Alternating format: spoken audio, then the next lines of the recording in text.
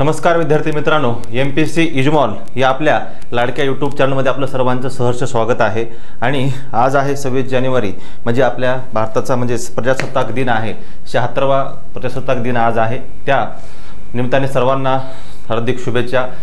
आणि आता आज आपण जी काही लेखा व कोशागार ही जी काही भरती आली, जी विभागीय ॲड आलेली आहे आणि त्या संदर्भामध्ये 2019ला जे काही पेपर झाले तर त्या पेपरमधलं आपण एक सिरीज चालू केलेली आहे। तर त्याच्यामध्ये काल आपण त्यातलं काही जनरल स्टडीज आहे किंवा सामान्य ज्ञान आहे या संदर्भातला आपण काल एक त्याचं PYQचं विश्लेषण काल घेतलेलं आहे।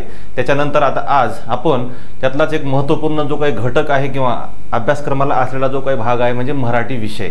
आणि या मराठी विषयाला त्या प्रत्येक पेपरला किंवा त्या शिफ्ट वाईज जे काही प्रश्न आलेत 2019च्या जे काही शिफ्ट वाईज प्रश्न आलेले आहेत तर त्या प्रश्नाचं आपण त्याचं विश्लेषण करणार आहोत। तर मग आता विश्लेषण करण्याची आवश्यकता आपल्याला का आहे, तर विश्लेषण करणं खूप गरजेचं आहे। कारण काय होतं की आता याच्या अगोदर सुद्धा आम्ही एक दुसऱ्या भरती संदर्भातली एक म्हणजे जी काही प्रश्नावली आहे किंवा प्रश्नाचं जे काही PYQ आहे त्याचं विश्लेषण आम्ही घेतलेलं होतं। कारण का त्यात 2019 आणि 2023 या दोन वेगवेगळ्या भरत्या झाल्या, पण त्याच्यामध्ये सुद्धा प्रश्नाचं जे काही स्वरूप आहे किंवा प्रश्नाचा जो काही बदलता ज्याचा पॅटर्न आहे तर हा माहिती असणं हे खूप गरजेचं आहे।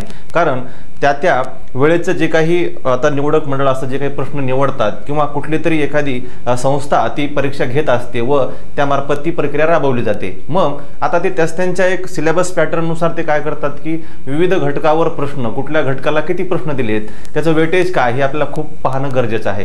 त्यामुळं आता या वर्षी जी काही लेखा व कोशागारची विभागीय जी काही आता भरती आलेली आहे किंवा जाहिरात प्रसिद्ध झालेली आहे तर त्या जाहिरातीमध्ये सुद्धा आता जे काही परीक्षा कोण घेईल तर त्या संदर्भात त्यांच्या अभ्यासक्रम रचनेनुसार किंवा त्यांच्या जी काही संस्था आहे त्याच्या पॅटर्ननुसार तो पेपर काढत असतात। परंतु सुद्धा पूर्वी जी काही पेपर घेण्यात आलेला आहे तर त्या पेपरवर सुद्धा जे काही प्रश्न आलेत तर ते सुद्धा त्याचे PYQ किंवा पूर्व प्रश्न त्याचं रिपिटेशन होऊ शकतं किंवा पुनरावृत्ती होऊ शकते व प्रश्न त्याचं विश्लेषण कशा प्रकारे व्हायला हवं किंवा ते पाहिलं पाहिजे या दृष्टिकोनातून आपण प्रश्नाचं विश्लेषण हे घेत आहोत, जेणेकरून तुम्हाला सुद्धा सरावाला व प्रश्न कशा प्रकारचे आहेत हे सुद्धा तुम्हाला समजणं खूप गरजेचं आहे।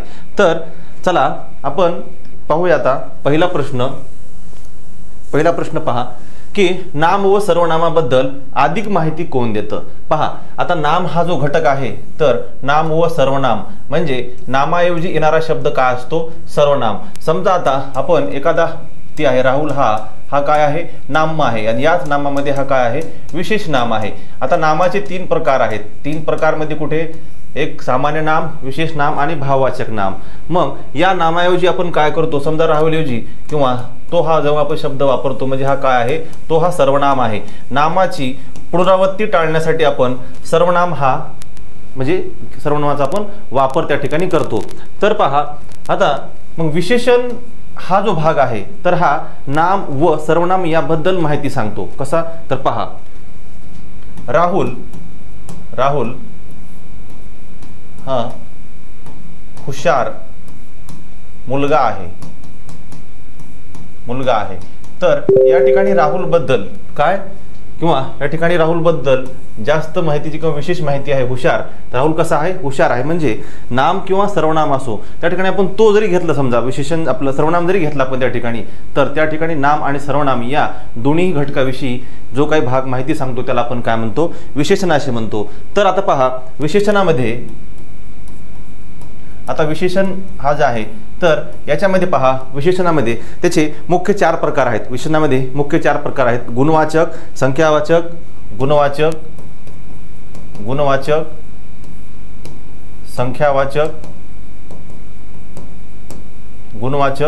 गुणवाचक हा पहिला, त्यानंतर संख्यावाचक, त्यानंतर सार्वनामिक आणि धातुसाधित।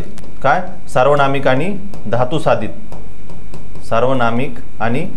हे 4 आहे धातुसाधित। तर हे तुम्हाला पाहणं खूप गरजेचं आहे। हे जे काही 4 प्रकार आहेत याच्यामध्ये कुठल्याही एका प्रकारावर तुम्हाला त्या ठिकाणी प्रश्न येऊ शकतो। त्यात मग संख्यावाचनमध्ये क्रमवाचक, आवृत्तीवाचक असेल तर हे सुद्धा घटक या ठिकाणी खूप महत्त्वाचे आहेत। त्यानंतर पहा खालीलपैकी कोणता पर्याय चूक आहे, तर या ठिकाणी पहा सुंदर, देखना, सुंदर, देखना, राजबिंडा, राजस हे जे काही शब्द आहेत तर हे शब्द एकमेकाची समानार्थी शब्द आहेत. काय आहेत? एकमेकाची समानार्थी शब्द आहेत. त्यानंतर रेषा, रेखा हे सुद्धा काय आहेत? एकमेकाचे समानार्थी शब्द आहेत. चव, स्वाद हे सुद्धा काय आहे? एकमेकाचे समानार्थी शब्द आहेत. परंतु रोग आणि रुग्ण हे वेगवेगळे आहेत. जर रोग आणि रोगी हे सुद्धा काय वेगळे? हे सुद्धा वेगवेगळे घटक आहेत. म्हणजे हे काय आहे? आजार आहे. रोग हा काय आहे? एक आजार आहे. परंतु जो आजार ज्या घटकाला जडला आहे त्याला आपण काय म्हणतो? रुग्ण असे म्हणत असतो. तर यामुळं रोग व रुग्ण हा जो पर्याय आहे तर हा पर्याय या ठिकाणी चुकीचा आहे. जर त्या ठिकाणी तुम्ही रोगला जर आजार, रोगी किंवा रोग, आजार असा दिला असता तर त्या ठिकाणी तो समानार्थी झाला असता. त्यानंतर पहा, खालील वाक्याचा क्रम लावायचा आहे. तर पहा वाक्याचा क्रम. आता वाक्याचा जो क्रम आहे तर या ठिकाणी आता 4 वाक्य दिलेली आहेत. तुटक 4 वाक्य आहेत.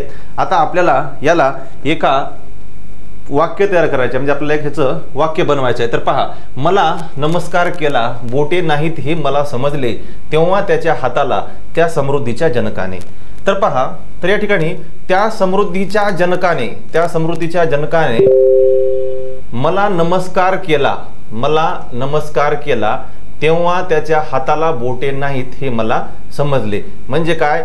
4 त्या समृद्धीच्या जनकाने मला नमस्कार केला, 4 1 तेव्हा त्याच्या हाताला 3 आणि 2 बोटे नाहीत मला हे समजले. तर पहा, 4 1 3 2 पर्याय क्रमांक 3. त्या समृद्धीच्या जनकाने मला नमस्कार केला तेव्हा त्याच्या हाताला बोटे नाहीत हे मला समजले. वाक्याचा जो काही अर्थ आहे, जेव्हा वाक्याचा समर्पक असा अर्थ निघतो तेव्हा त्या ठिकाणी तुम्ही वाक्याची जी काही अदलाबदल केलेली आहे किंवा त्यालाच आपण पॅराजंबल असे म्हणतो, ती जे केलेलं आहे तर ते तुम्ही योग्य क्रमामध्ये जुळवा, म्हणजे त्याचा एक समर्पक अर्थ निघेल. म्हणजे त्या ठिकाणी त्याचं उत्तर हे तुम्हाला लवकरात लवकर क्लिक होईल. त्यानंतर पहा, पुलवामा दहशतवादी हल्ल्यामध्ये पाकिस्तानचा हात आहे याची भारतीय सैनिकांना बालंबाल खात्री होती. म्हणजे त्यांना निश्चित माहिती होतं किंवा त्यांना पक्की खात्री आहे. काय? त्यांना पक्की खात्री आहे की हा जो कट झाला आहे किंवा हा जो हल्ला झालेला आहे तर या हल्ल्यामध्ये कुणाचा हात आहे? तर या हल्ल्यामध्ये पाकिस्तानचा हात आहे. म्हणजे पहा, या ठिकाणी इशारा देणे नाही होत. त्यानंतर पक्का अंदाज असणे नाही, संशय असणे. पहा, पक्की खात्री असणे, बालंबाल खात्री असणे म्हणजे काय? तर पक्की खात्री असणे. पर्याय क्रमांक 4 पक्की खात्री ही आपल्या सैनिकांना होती की याच्यामध्ये पाकिस्तानचाच हात आहे. पर्याय क्रमांक 4. त्यानंतर पहा, कर्तरी, कर्मणी व भावे. काय? कर्तरी, कर्मणी व भावे हे कशाचे प्रयोग, म्हणजे कशाचे प्रकार आहेत? तर पहा, हे कशाचे आहेत? तर हे प्रयोग. काय? प्रयोग कशाचे आहेत हे? म्हणजे आता हे प्रयोगाचे हे मुख्य 3 प्रकार आहेत. कुठले? तर हे प्रयोगाचे मुख्य 3 प्रकार आहेत. या ठिकाणी आता लिंग जर म्हणलं तर यात आता पुल्लिंग, स्त्रीलिंग आणि नपुंसकलिंग हे 3 आहेत या ठिकाणी. त्यानंतर काळामध्ये वर्तमान, त्यानंतर भूत आणि भविष्य हे 3 घटक आहेत. आणि त्यानंतर राहिला संधीचा भाग. तर संधीमध्ये आपण पाहतो स्वर, व्यंजन आणि विसर्ग हे 3 हे याचे प्रकार आहेत. म्हणजे कर्तरी, कर्मणी आणि भावे हे जे 3 प्रकार आहेत तर हे कशाचे आहेत? तर हे या ठिकाणी प्रयोगाचे प्रकार आहेत. त्यानंतर पहा, भोवताली स्पर्धेच्या युगात सगळीकडे डॅश डॅश आहे. पहा, आता या ठिकाणी त्यांनी रिकामी जागा दिलेली आहे व खाली त्यांनी काय विचारलेलं आहे की या ठिकाणी पहा, खाल्लं कुठलं वाक्य या ठिकाणी बसते? पहा, त्या ठिकाणी भोवताली स्पर्धेच्या युगात सगळीकडे शर्यती चालल्या आहे, शर्यती चालू आहे, शर्यती चालवलो आहे. तर पहा, शर्यती चालल्या आहेत. वाक्य तुमचं पूर्ण होण्यासाठी या ठिकाणी काय होईल? सगळीकडे शर्यती शर्यती चालल्या आहेत. काय आहेत? चालल्या आहेत असं आपण त्या ठिकाणी म्हणू. पर्याय क्रमांक 2 सर्वत्र सध्या काय होत आहे? शर्यती चालल्या आहेत असं या ठिकाणी आहे. त्यानंतर पहा, खालीलपैकी योग्य पर्याय आता कोणता? या ठिकाणी आपल्याला विरामचिन्हाचं वाक्य दिलेलं आहे. तर विरामचिन्ह हा जो घटक आहे, तर या ठिकाणी विरामचिन्ह हा भाग आपल्याला भाषेमध्ये खूप महत्त्वाचा आहे. काय खूप महत्त्वाचा आहे? कारण विरामचिन्ह हा जो घटक आहे, तर विरामचिन्हाच्या मार्फत आपण भाषेला एक वेगळा अर्थ त्या ठिकाणी देऊ शकतो. समजा जर तुम्ही कुठलं एखादा समग्र परिपाठ म्हणा किंवा एखादा पॅराग्राफ तुम्ही वाचताय किंवा एक शब्दाचा समूह आहे किंवा एक कविता आहे किंवा एक कथा आहे, तर त्या ठिकाणी तुम्ही जर सलग वाचन करताय, समजा मराठीमध्ये तुम्हाला प्रकट वाचन करायचे आणि प्रकट वाचन करत असताना शब्दाचा भाव, शब्दाचा जो अर्थ आहे किंवा जर तुम्ही सलग वाचत गेले तर त्या ठिकाणी तुम्हाला समजेल का नेमकं काय म्हणायचं आहे, तर समजणार नाही. त्यामुळं कुठल्याही भाषेमध्ये त्या ठिकाणी थोडासा विराम असणे किंवा त्या ठिकाणी चिन्हाच्या माध्यमातून त्या भाषेला एक अर्थ त्या ठिकाणी प्राप्त होत असतो. बघा,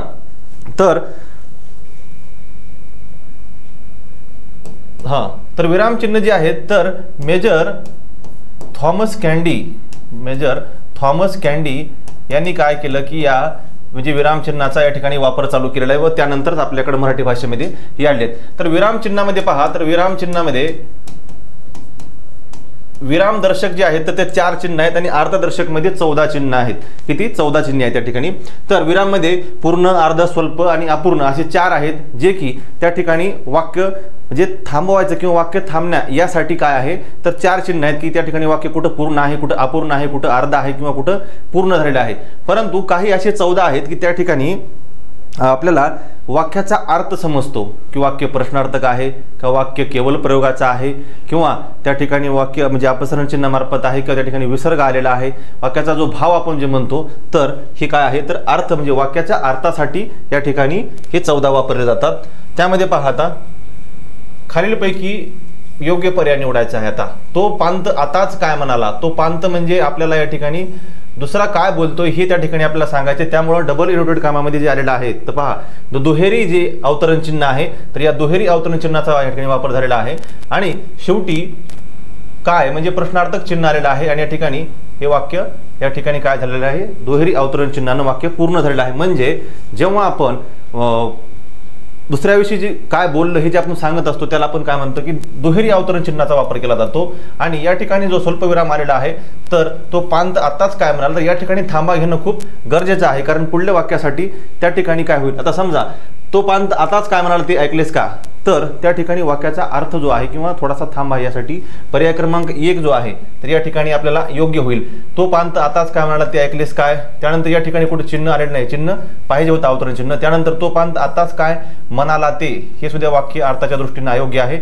आणि इथं पहा, तो म्हणतं त्याच वाक्य फक्त या ठिकाणी प्रश्नार्थक चिन्ह दिलं गेलेलं नाहीये. पर्याय क्रमांक 1 हे वाक्य या ठिकाणी बरोबर आहे. त्यानंतर पहा, तृप्ती आणि अर्णव रेल्वे स्टेशनवर पोहोचले आणि पाऊस बंद झाला. या वाक्यातील उभयान्वयी अव्यय आपल्याला निवडायचा आहे. म्हणजे उभयान्वयी जे अव्यय आहे, तर ते वाक्य जोडण्यासाठी आपण काय करतो, त्याचा वापर करत असतो. त्यालाच आपण दोन वाक्याचं एकत्रीकरण जे आहे, तर त्यासाठी आपण याचा वापर हा करत असतो प्रामुख्याने. तर पहा या ठिकाणी आणि व आणि अन या 2 जे काही उभयान्वयी अव्यय आहेत ते समुच्चय बोधक आहेत. कुठले आहेत? समुच्चय बोधक उभयान्वयी अव्यय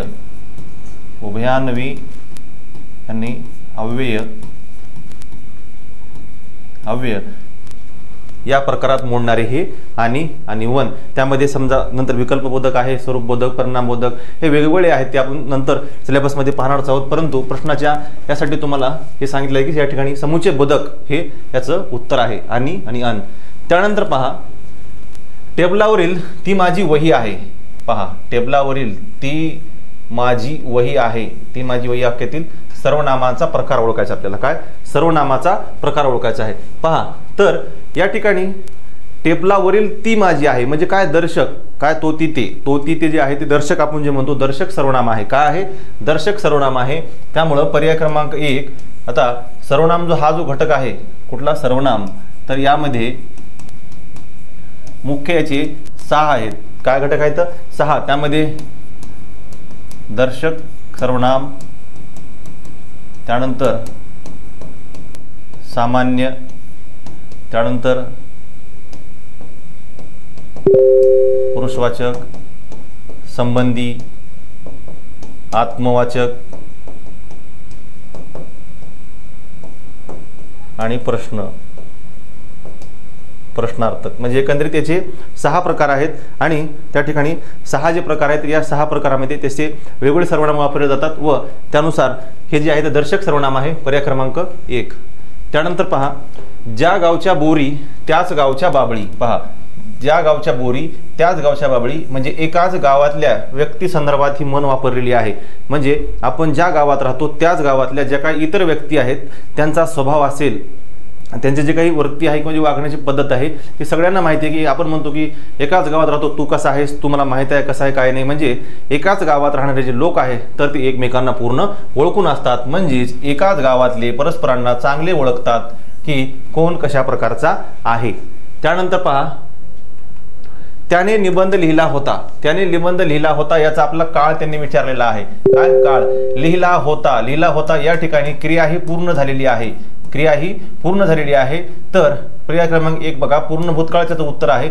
रीती म्हणजे जर क्रियेची रीत या ठिकाणी जर दर्शवली असेल, लिहित असेल किंवा लिहित होता किंवा असं, तर त्या ठिकाणी रीती भूतकाळ आला असता. लिहित असेल, लिहित आहे किंवा लिहित असेल असं तर असेल त्या ठिकाणी असं आपण म्हणू शकलो असतो की त्या ठिकाणी भविष्यकाळ आहे. परंतु या ठिकाणी क्रिया ही पूर्ण झालेली आहे. काय? क्रिया ही पूर्ण झालेली आहे. त्यामुळं या वाक्याचा जो पर्याय क्रमांक 1 पूर्ण भूतकाळ याचा योग्य पर्याय आहे. त्यानंतर पहा, प्रयोग ओळखायचा आपल्याला. प्रयोग ओळखायचा आहे. सर्वजण उठून उभे राहिले. आता पहा, राहणारे कोण आहेत? सर्वजण आहेत. काय? सर्वजण आहेत म्हणजे या ठिकाणी हा कर्ता आहे. परंतु आता राहण्याची जी क्रिया आहे उभे राहण्याची, तर ती उभे राहण्यावर या ठिकाणी क्रिया घडली आहे का? म्हणजे या ठिकाणी कर्म या वाक्यात नाही आहे. कर्म या ठिकाणी नाही, या वाक्यात कर्म नाही.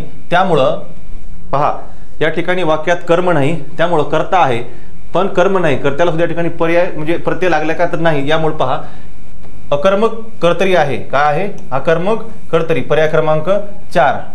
पर्याय क्रमांक 4 डी, अकर्मक कर्तरी. त्यानंतर आपल्या तोंडावाटे निघणाऱ्या मूलध्वनीला आपण काय म्हणतो? वर्ण असे म्हणतो. काय?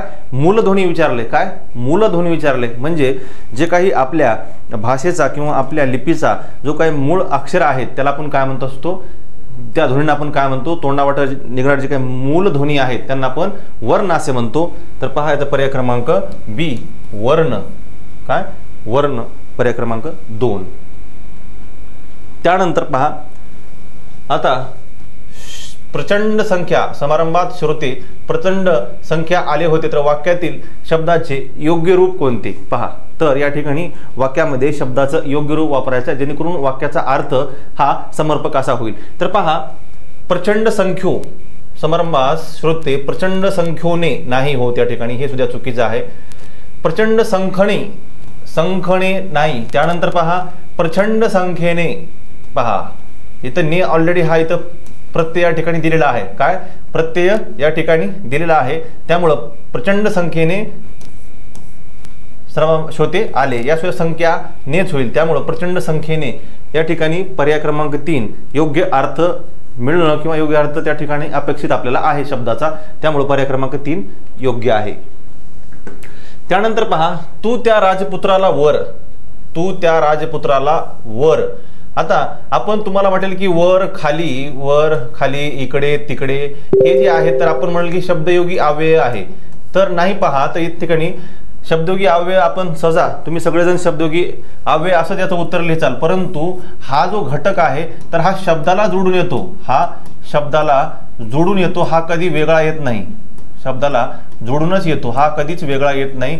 त्यामुळं या ठिकाणचा हा जो शब्द आहे वर, तर हा शब्दाला जोडून आला आहे का? तिथं नाही. तर हा शब्दाला जोडलेला नाही. आणि जेव्हा शब्दाला जोडून येतो तेव्हाच तो शब्दयोगी असतो. केवळ प्रयोगी म्हणजे या ठिकाणी कुठं भाव वगैरे व्यक्त झालेला आहे का? अरे रे, शाबास, वा, असं कुठं आहे का? भावदर्शक नाही. त्यानंतर नाम. वर हे नाम आहे का? तर नाही. तर पहा, आता राहिला शेवटचा एक पर्याय, क्रियापद.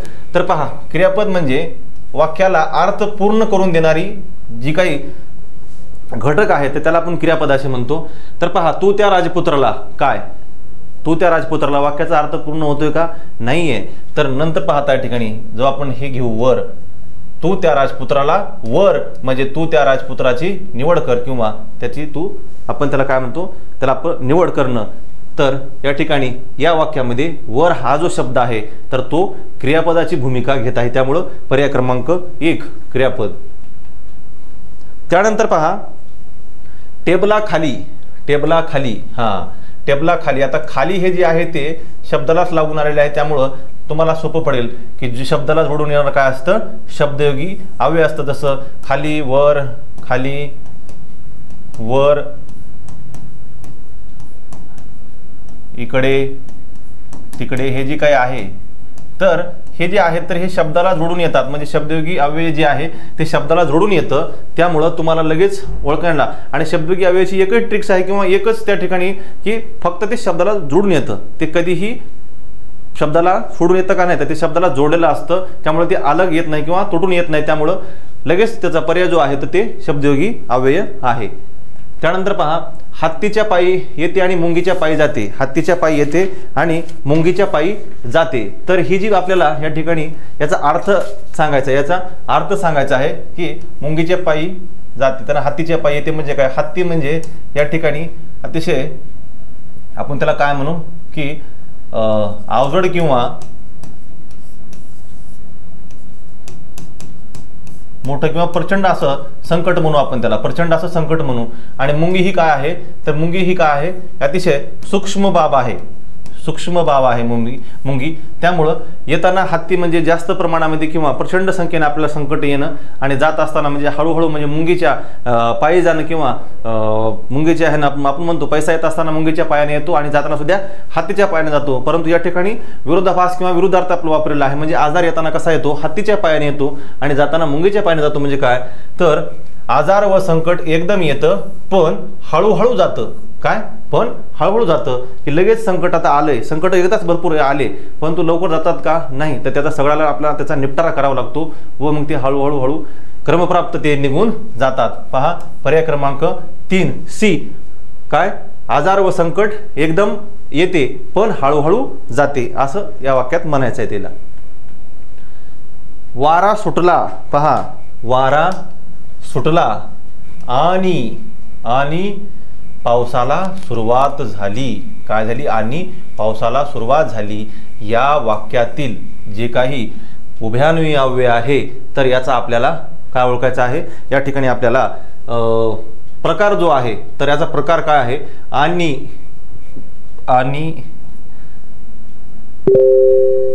हे समुच्चय बोधक आहे. काय आहे, समुच्चय बोधक. पर्याय क्रमांक 4 समुच्चय बोधक आहे आणि त्यामुळे पर्याय क्रमांक 4 हे जे आहे तर आपण या ठिकाणी म्हणू शकतो. आता परिणामबोधक जे आहे तर परिणामबोधक आपण म्हणू शकतो म्हणून, सबब.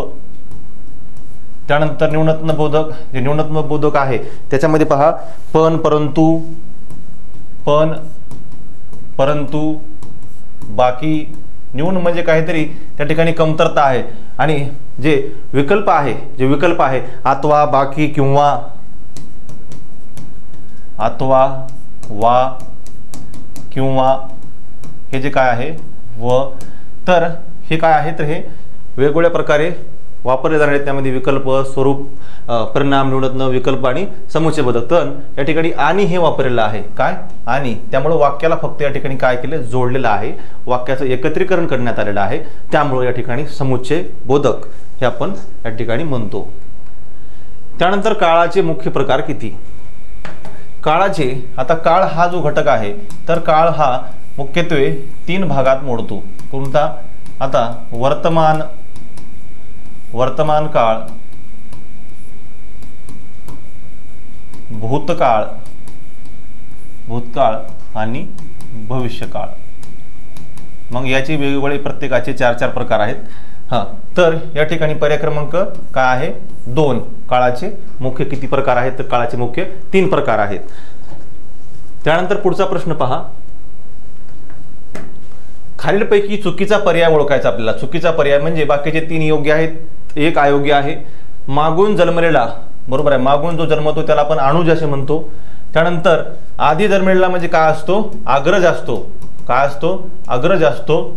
त्यानंतर पायापासून डोक्यापर्यंत अपाद मस्तक, बरोबर आहे. त्यानंतर आकाशात गमन करणारा कोण आहे, पक्षी असतो. आणि पक्षी यालाच काय समानार्थी शब्द आहे खग. काय आहे, खग. खग म्हणजेच काय तर नभ. असं त्या दृष्टिकोनातून पहा की खग म्हणजेच नभ आणि पक्षी, खग म्हणजेच पक्षी. तर या ठिकाणी पर्याय क्रमांक 2 जो आहे की आधी जन्मलेला म्हणजे अनुज, त्या ठिकाणी अग्रज असं पाहिजे होतं. त्यामुळे पर्याय क्रमांक 2 हे या ठिकाणी याचं उत्तर आहे, परंतु ते चुकीचं आहे. काय चुकीचं आहे. त्यानंतर पहा आता ताई, अक्का, ताई हा शब्द कुठल्या ह्याच्यातनं आलाय त्यांनी विचारलेला आहे. पहा अण्णा, अक्का, ताई,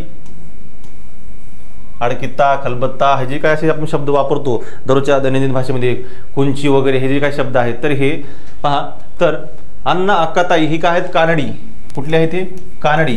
त्यानंतर गुजरातीमध्ये पहा दलाल, दादर, त्यानंतर ढोकळा, हे जे काय असे शब्द आहेत, तर हे शब्द कसे आहेत, हे गुजराती आहेत, दलाल, दादर, ढोकळा.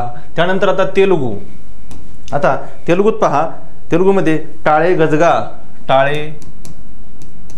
गजगा, पंचांग. त्यानंतर हिंदी सुद्धा आपण म्हणतो की तस्वीर असेल, त्यानंतर दीवार आहे.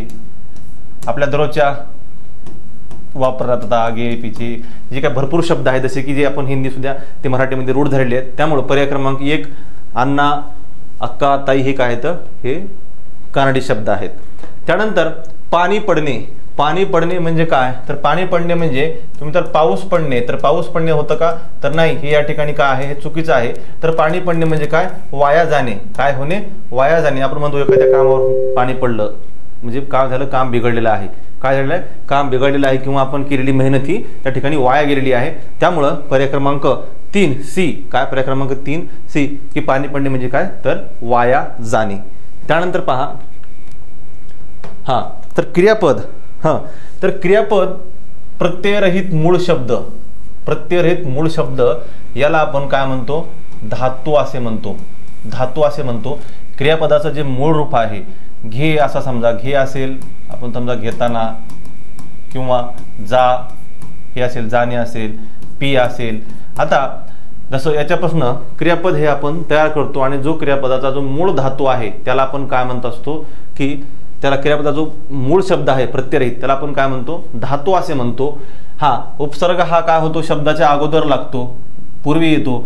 जसं की आता हजर हा शब्द आहे, तर या ठिकाणी समजा आता गैरहजर हे जे आहे तर आपण काय ठिकाणी उपसर्ग असे म्हणू. प्रत्यय म्हणजे शब्दाच्या नंतर लावला जातो, आणि कृदंत म्हणजेच काय असतात, यालाच आपण धातू साधिते सुद्धा म्हणतो. धातू साधिते असं सुद्धा म्हणत असतो.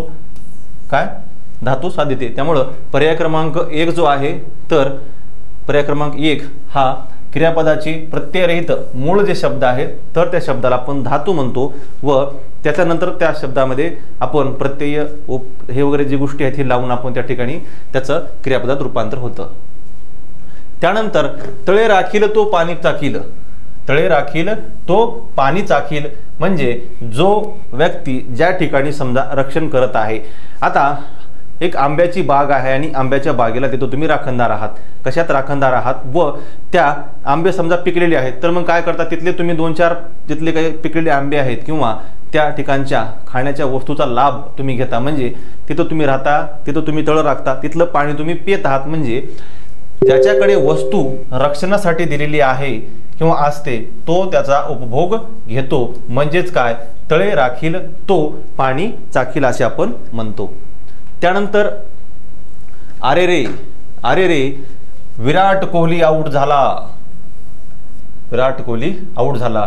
या वाक्यातील केवल प्रयोगी अव्यय कोणते तर पहा, तर केवल प्रयोगी अव्यय जे आहे, केवल प्रयोगी जे अव्यय आहे तर ते काय आहे, तर ते आपले जे काही भाव आहेत, आपले जे काही भावना आहेत, जे काही आपले म्हणजे भाव व्यक्त करण्याची पद्धत आपण त्याला म्हणतो, जे काही शब्द वापरले जातात. समजा आता इथे अरे रे वापरलेलं आहे. काय अरे रे, जसं की आता अरे रे,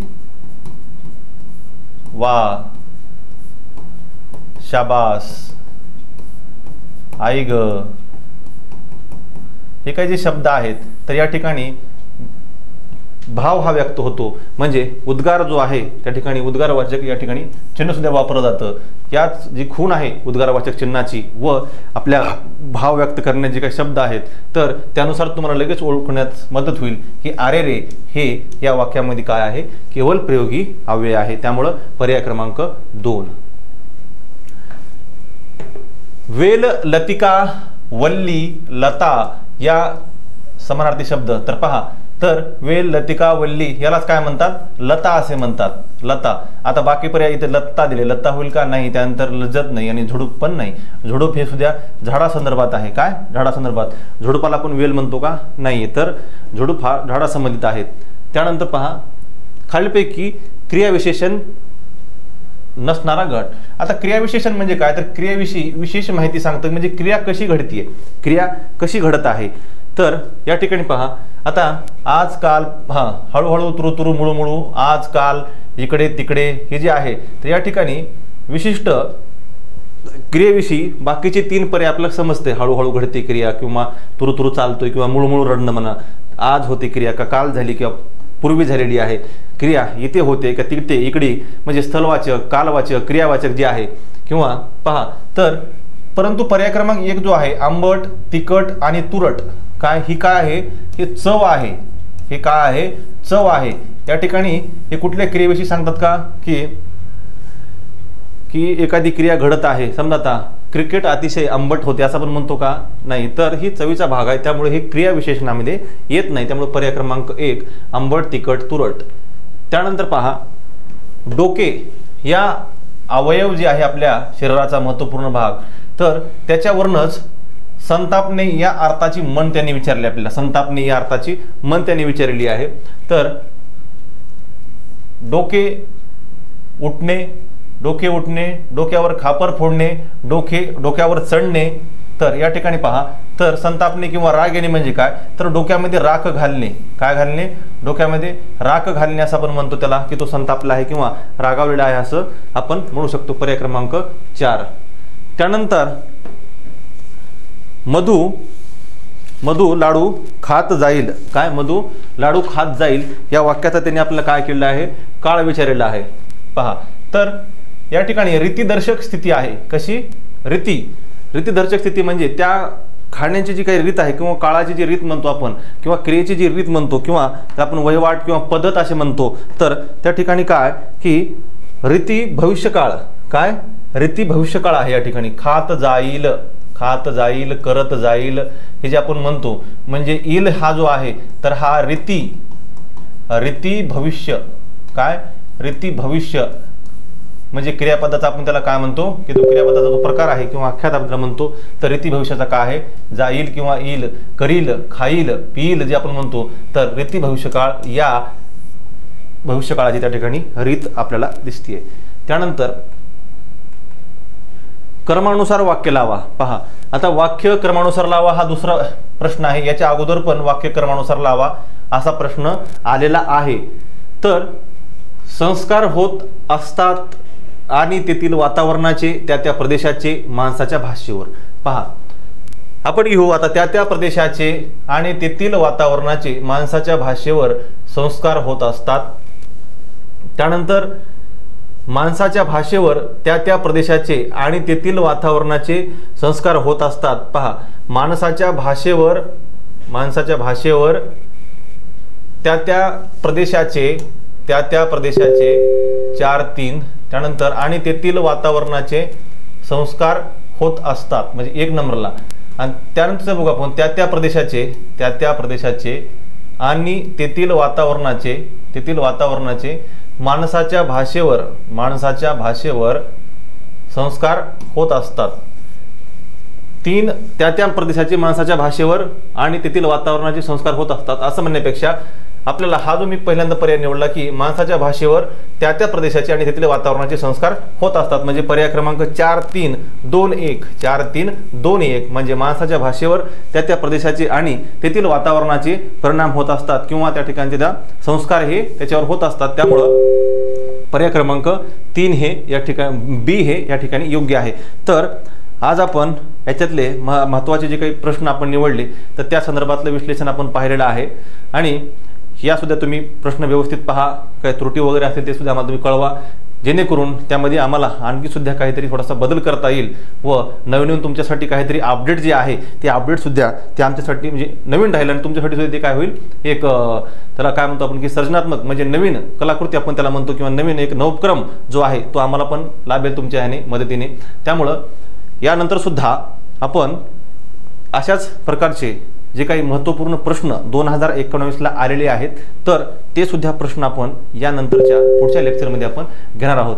त्यामुळं हे व्हिडिओ पहा, याचं विश्लेषण वगैरे पहा आणि आम्हाला नक्कीच आमचं जे काही लाईक वगैरे आहे किंवा कमेंट ते तुम्ही करा। धन्यवाद।